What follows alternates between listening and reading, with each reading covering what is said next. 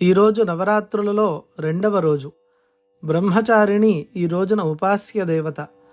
శైలపుత్రి స్వరూపంగా జన్మించినటువంటి పార్వతీదేవి శివుణ్ణి పొందాలనేటువంటి సంకల్పంతో హిమాలయాల్లో కఠోరమైనటువంటి తపస్సుని ఆరంభించింది. వేల సంవత్సరాల పాటు కేవలం పళ్ళు, ఆకులు మొదలైనటువంటి సాత్వికమైన ప్రాకృతికమైన ఆహారాన్ని తింటూ తర్వాత కాలంలో ఆహారాన్ని కూడా మానేసి కేవలం వాయువునే ఆహారంగా స్వీకరిస్తూ కఠినమైన సంయమనం పాటించింది. వర్షం, ఎండ, గాలి, మంచు ఏది ఆమెను దారి మళ్లించలేకపోయింది. తన నిశ్చయం, తన తపస్సు వల్లే ఆమెకు బ్రహ్మచారిణి అనే పేరు వచ్చింది. బ్రహ్మ అంటే పరమమైనటువంటి సత్యం, చారిణి అనంటే అనుసరించేది అని. అందువల్ల బ్రహ్మచారిణి అంటే పరమసత్యాన్ని అనుసరించేటువంటి దేవి అని అర్థం. ఈ స్వరూపం మనకు చెప్పే తత్వం ఏమిటి అనంటే, ఏదైనా ఉన్నతమైన లక్ష్యం సాధించాలంటే దృఢనిశ్చయం, క్రమశిక్షణ, సహనం అవసరము అనేటువంటి విషయం. ఇక ఈ దేవత యొక్క ధ్యాన శ్లోకము: దధానా కర పద్మాభ్యాం అక్షమాల కమండలు దేవీ ప్రసీదతు మయి బ్రహ్మచారిణ్యనుత్తమ. అంటే కమలం వంటి కోమలమైనటువంటి హస్తాలతో అక్షమాల అంటే జపమాల, అలాగే కమండలము ధరించిన బ్రహ్మచారిణీ దేవి, అందరికన్నా కూడా శ్రేష్ఠురాలైన ఆ అమ్మవారు నాపై కరుణ చూపాలి. ఇక ఆవిడ యొక్క స్వరూపం ఏ విధంగా ఉంది అనంటే, బ్రహ్మచారిణీ దేవి ఎంతో సరళమైనటువంటి రూపంలో దర్శనమిస్తోంది.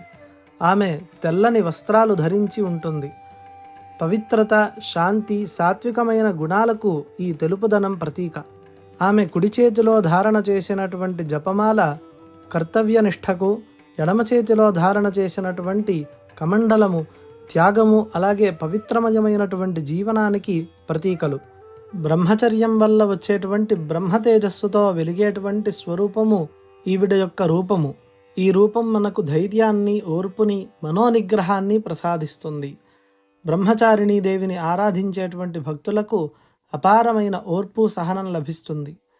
విద్యార్థులకైతే ఏకాగ్రత, ధ్యేయ సాధన శక్తి పెరుగుతుంది.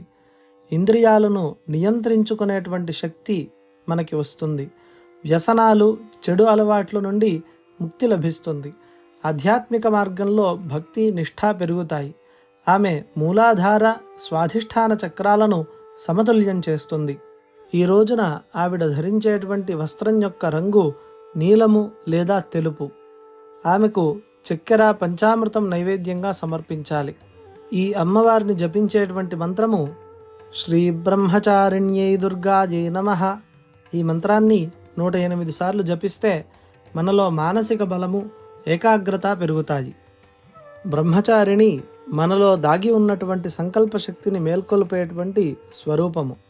ఆమె యొక్క అవతార సందేశం ఏమిటి అనంటే, మనస్సు ఏకాగ్రంగా, సంకల్పం దృఢంగా ఉంటే ఎలాంటి లక్ష్యమైనా సాధించవచ్చు అనేటువంటి సందేశం.